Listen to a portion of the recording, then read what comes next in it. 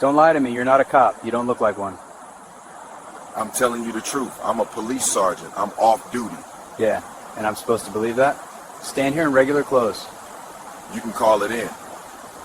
Don't run my name. You're making a mistake. The first thing Derek Harris noticed was the flashing blue lights in his rearview mirror. He wasn't speeding. He hadn't run a red light. His car registration was up to date. Yet, in an instant, the quiet pre-dawn of North Creek transformed into the kind of fear he knew too well. Derek, 41, a police surgeon with 15 years on the force, had spent his life teaching others how to survive encounters like this. But now he was on the other side. Before I continue, I want to ask, where are you watching from? Drop your city in the comments and please hit subscribe. This story is one you don't want to miss. Derek's heart raced as he eased his charcoal gray sedan to the curb. The city was still asleep. Street lamps cast pale halos on empty sidewalks. The air was crisp, carrying the scent of dew and early morning exhaust. Derek's uniform shirt hung neatly in the back seat, his badge clipped to his belt under his windbreaker. To anyone else, he looked like a regular commuter, but he knew the danger he was in. The officer approaching was young, barely out of the academy. Officer Ethan Collins, 25, with 3 years on the job, had been trained to react aggressively, especially to what he considered suspicious vehicles. He had no idea the man he was about to confront was not only a fellow officer but his superior in rank. Collins' flashlight pierced Derek's eyes as he leaned in toward the car. "Driver, keep your hands where I can see them," Collins barked, his voice sharp, uncompromising. "My hands are visible, officer," Derek said calmly, the words measured, controlled. Every syllable was carefully chosen to avoid escalating the situation. "I am complying." Collins didn't greet him. He didn't ask if he knew why he had been stopped. His eyes scanned the interior for signs of criminality, fixating on Derek's hands and the center console while ignoring the uniform shirt hanging in the back seat. "What are you doing out here this early?" Collins demanded, stepping closer. "I'm going to work," Derek replied, his voice steady. "Where do you work?" "Downtown," Derek said. He made a conscious decision not to reveal his status as a police officer yet. Part of him wanted to see how the system treated him as a citizen, without the shield of authority. "License and registration," Collins snapped. "They're in my glove box." "I'll reach for them now," Derek said slowly, careful with every movement. "Just get it," Collins said, stepping back slightly as he reached for his radio. Derek moved deliberately, retrieving the documents and handing them over. Collins grabbed them, scanning the name.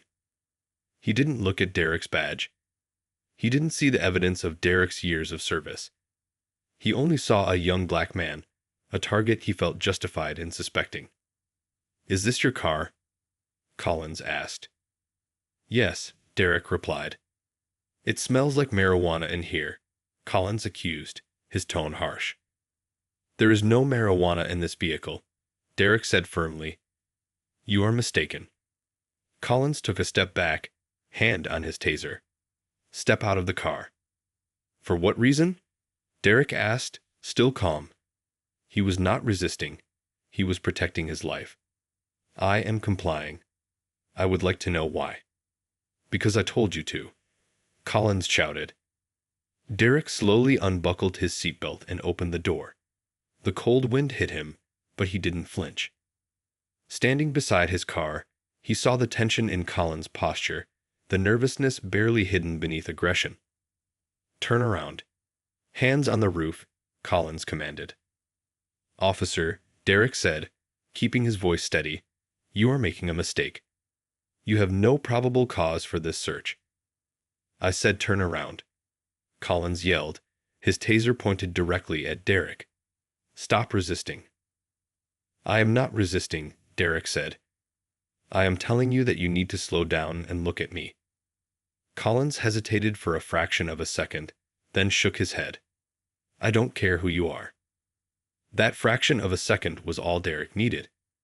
He slowly reached for the zipper of his windbreaker. I am showing you my credentials. I am a sergeant with the North Creek Police Department. I am on my way to roll call. Now put the taser down before you make a mistake that ends your career. Collins froze. Derek's badge glinted under the flashing lights. The young officer's confident aggression collapsed into confusion and panic. You're on the job? Collins stammered. Yes, Derek said, voice firm. And I am your superior in rank. Step back and lower that taser. Collins hesitated, then slowly holstered his weapon, his eyes fixed on Derek. The power dynamic had shifted entirely. Call your supervisor, Derek said calmly, keeping control. Okay, Collins muttered, fumbling for his radio. Minutes later, a lieutenant arrived from Collins' department. The tension eased slightly, but the message Derek had received that morning, the reminder of how quickly perception could turn lethal, was permanent. He filed a formal complaint, documenting every word, every movement, every decision. Driving the rest of the way to the precinct, Derek's hands shook. The adrenaline left him cold and nauseous. Sitting in front of his locker, he stared at his reflection in the mirror, seeing the uniform, the badge, the stripes, but also the vulnerability beneath it. The badge was not a shield. It was a hall pass, temporary protection dependent entirely on the recognition of his authority. Even after 15 years on the force, Derek realized that in the wrong moment, in the wrong eyes, all his training could not guarantee survival. The system he had trusted was fallible, and his existence had been conditional. This morning, Derek Harris learned the same lesson countless black men learn every day, that being law-abiding, calm, and respectful is never a guarantee of safety. And even when you carry the badge, you are never truly untouchable. The morning light had fully broken over North Creek when Derek Harris finally settled into his office at the precinct. The encounter with Officer Collins was still fresh in his mind. His hands, though now away from the wheel, trembled slightly. He had been to countless crime scenes, faced armed suspects, and diffused violent situations, but nothing had prepared him for being hunted by someone wearing the same uniform he had sworn to honor. He sat down at his desk and exhaled, staring at the body camera footage replaying on his computer. Collins' aggression, the way the young officer had treated him, it all unfolded in sharp clarity. Every order, every accusation, every threat, it was documented. And yet, Derek knew that the system wasn't always fair. Video could speak volumes, but it could also be twisted by those who didn't want to see the truth. Derek's phone buzzed. It was a message from Lieutenant Garrett, his immediate superior. Heard about the stop. Don't worry, we've got this. Call me when you're ready. Derek nodded to himself. He appreciated the support, but he also knew the pressure wasn't over. Internal affairs from Collins' department would investigate. And even if he was cleared, the whispers in the hallways, the sideways glances from other officers would be relentless. By 9 a.m., the precinct's roll call began. Derek walked in, his uniform shirt neatly pressed, badge shining. He led the briefing as always, reviewing assignments, checking in on officers, going over the day's tasks. But his mind kept drifting back to Collins. He thought about the way the young officer had leveled that taser at him without hesitation, convinced he was a criminal. It wasn't just fear. It was a reminder that bias could override judgment, even in law enforcement. After roll call, Derek called Internal Affairs. Agent Lorraine Price picked up on the first ring. She was professional, meticulous, and fair, one of the few people Derek trusted to take the complaint seriously. Sergeant Harris, she said, I've reviewed the preliminary report. The body camera footage looks concerning. We'll need a detailed statement from you, and we'll coordinate with Collins' department for their side. Derek took a deep breath. Lorraine, I want this documented exactly as it happened. I want the truth, no shortcuts, no softening. He pointed a taser at me for driving to work. He accused me of a crime I didn't commit. I followed every lawful order until I revealed my credentials. That's what needs to be recorded." "I understand," Price said. "We'll proceed carefully. Your safety and credibility are priorities here. Expect some pushback, but stay consistent." Derek hung up and felt the weight of the day pressing down. He knew the hallway whispers were already beginning. By mid-morning, a few officers approached him under the guise of casual conversation. "Rough morning, Derek," one said. "Yeah," he replied cautiously. Another voice, quieter, muttered, "You didn't have to press charges, you know. Could have let it go." Derek felt a cold knot form in his stomach. That was the true cost of the incident, the unspoken expectation that he should protect the system, even when it violated him. By noon, Lieutenant Garrett pulled him aside. "Derek, you know the department backs you," he said, voice low. "But there's pressure. Collins has friends. Some in IA may try to minimize this. You need to stay calm, provide your facts, don't let anyone push you into an emotional response." "I understand, sir," Derek said, swallowing hard. But staying calm was easier said than done. Around 1 p.m., Collins was brought in for his statement. Derek watched him from a distance, the young officer nervously shifting from foot to foot, avoiding eye contact. Derek knew the story Collins was about to give. He could already hear it forming in his mind. The justifications, the exaggerations, the selective memory. Later, Derek was called in to provide his testimony. Collins was present. The room was small, tension thick. "Sergeant Harris, please recount the events of this morning," Price said. Derek spoke clearly, detailing every step, every word, every threat. When he finished, he looked across the table at Collins. "Do you understand why this was a serious violation?" Derek asked, voice steady but controlled. Collins fidgeted. I was following protocol. I thought you were a suspect. I didn't know." "You didn't know," Derek interrupted, leaning forward slightly. "You didn't know because you didn't look. You didn't ask. You assumed. You pointed a weapon at a fellow officer because of the color of his skin." Collins swallowed hard, eyes down. I didn't mean to."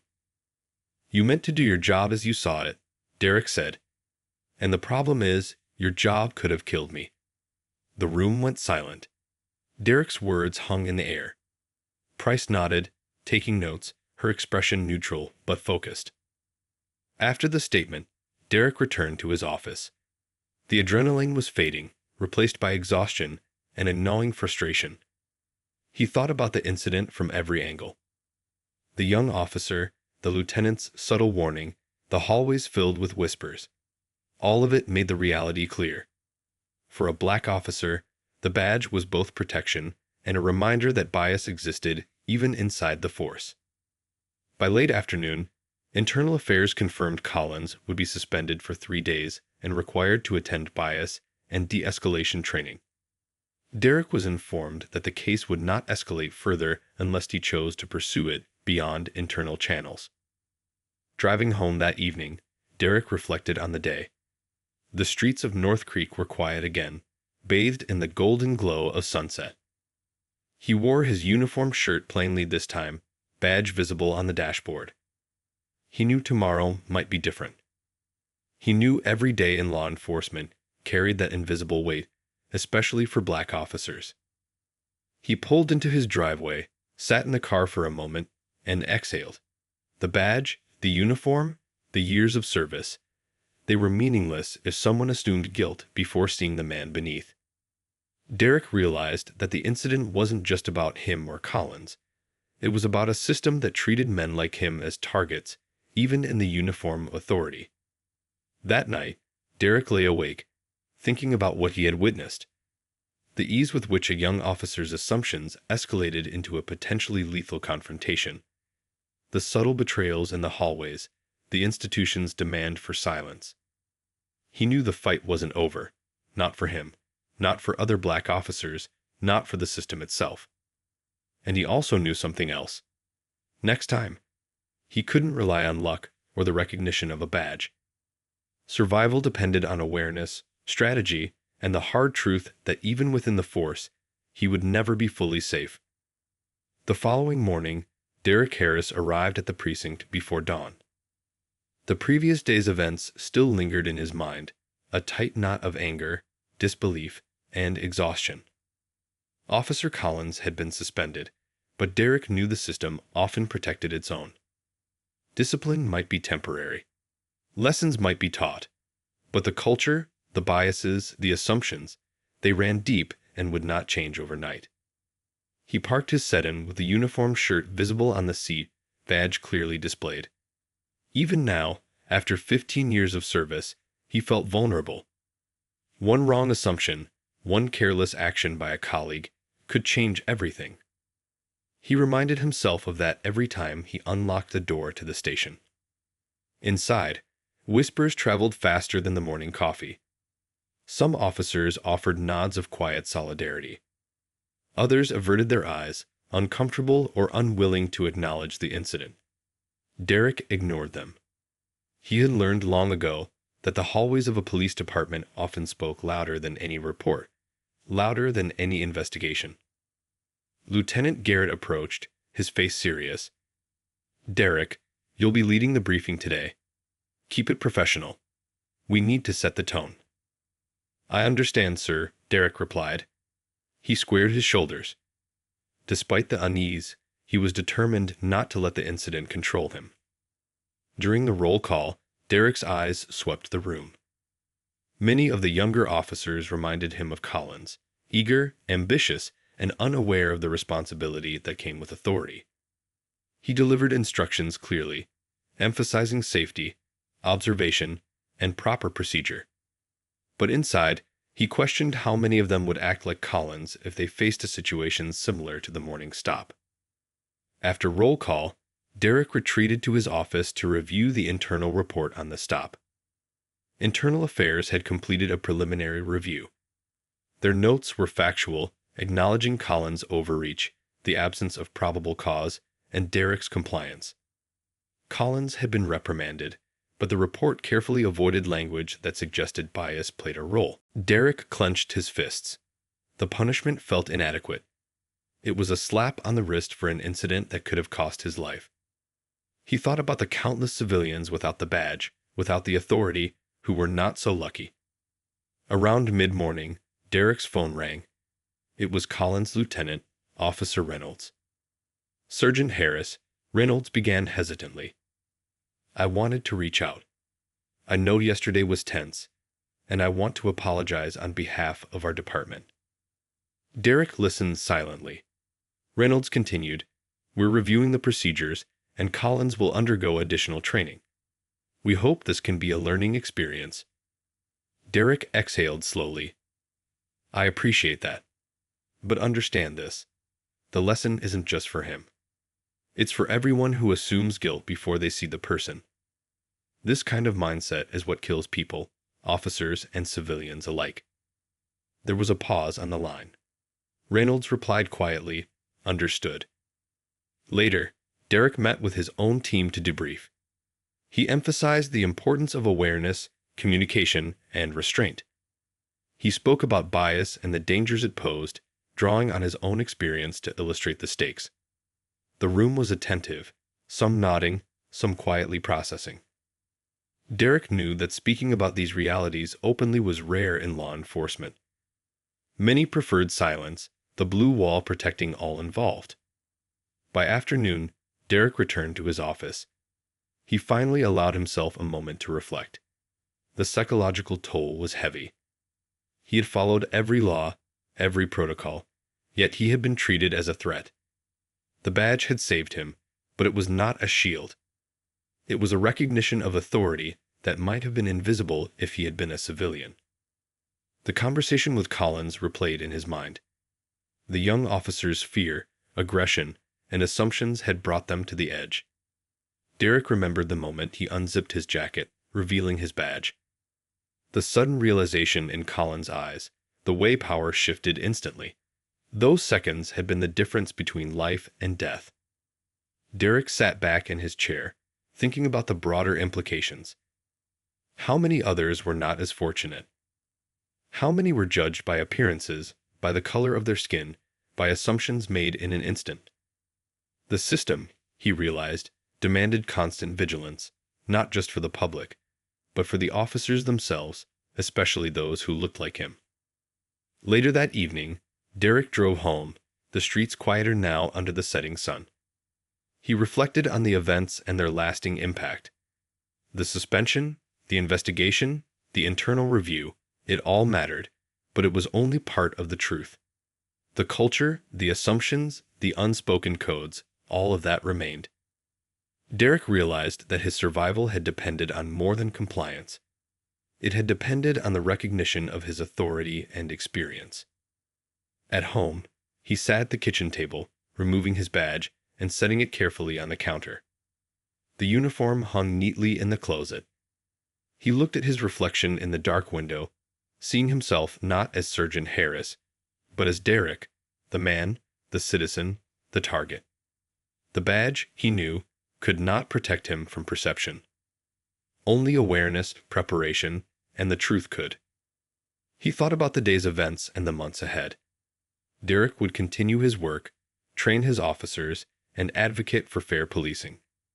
But he also knew the system would always demand vigilance. One day, one assumption, one aggressive encounter, it could happen again. And next time, he might not have the badge to save him. Derek made a decision that night. He would stay on the force, not because the system was just, but because someone had to be there who understood both sides, the officer and the citizen. He would teach restraint, awareness, and respect. He would confront bias wherever it appeared, even if it meant standing alone. The next morning, Derek walked into the precinct with renewed purpose. The events of the past 2 days had left scars, but they had also strengthened his resolve. The streets of North Creek might be unforgiving, and the system might be flawed, but he could still influence the culture around him. He pinned his badge on firmly, adjusted his uniform shirt, and prepared to face the day.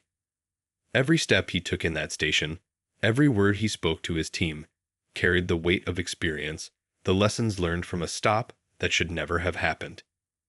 And though the fear and the tension would never fully fade, Derek Harris understood one thing clearly. Survival, fairness, and change depended not just on authority, but on courage, the courage to stand firm, even when the world assumed you were guilty.